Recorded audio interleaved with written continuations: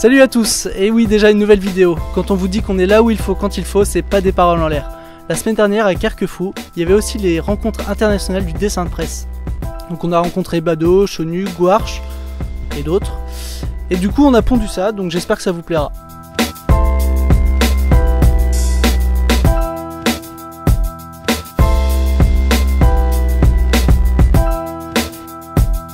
Quand vous achetez un journal, à juste regarder ce que vous faites, et la première chose que tout le monde fait, c'est de regarder le dessin.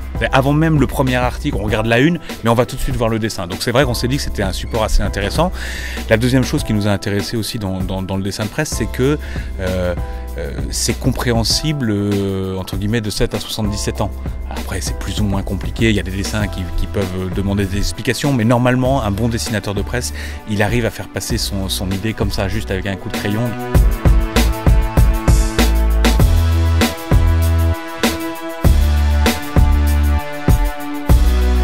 Il y en a qui font passer par des textes et il y en a qui font passer par le dessin. Chacun sa façon de s'exprimer et puis le dessin c'est rigolo, c'est de couleur et ça anime. Ouais, des dessinateurs, le fait qu'ils délirent un peu avec nous, qu'ils rigolent. Ouais.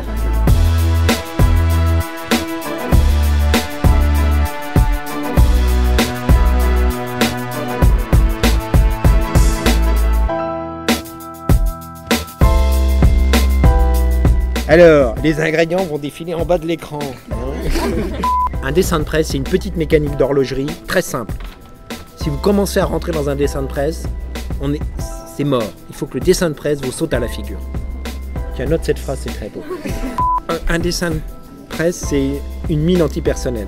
Je vais citer un dessinateur français qui, dans un livre d'entretien, avait décrit le métier du dessinateur de presse.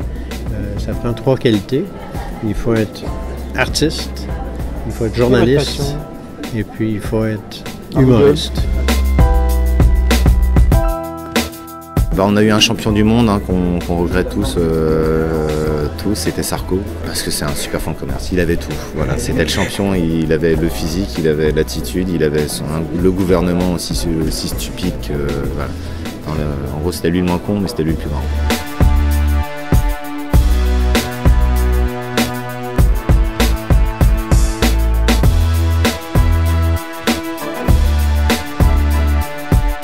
On va lire un article et ensuite on va avoir un dessin qui va un peu temporiser, on va dire, l'idée pour donner une petite note d'humour, une intention un peu plus gaie.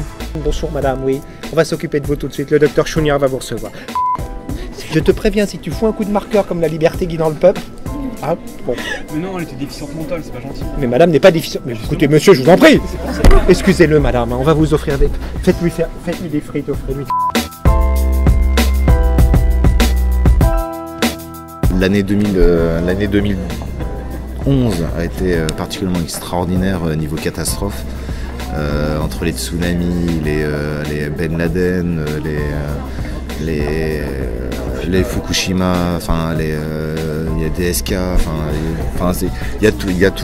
C'est l'année où il y a eu tellement de choses extraordinaires à dessiner. On pouvait se marrer sur presque la misère. Il y avait un truc, une catastrophe toutes les semaines ou tous les 3 jours. Pour les dessinateurs de presse et d'humour, c'était du pain béni. Il faut dire que le 11 septembre, pour tout le monde, c'est l'événement le plus marquant. Oui. C'est difficile de s'en sortir.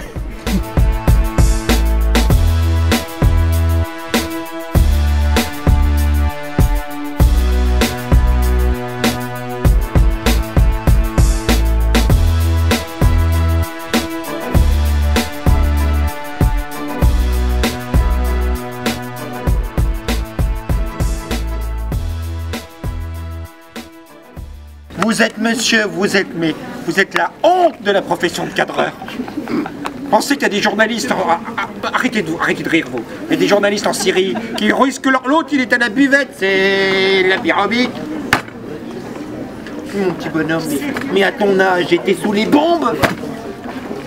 J'étais avec Robert Mitchum à Omaha Beach. On devait poser des bangalores.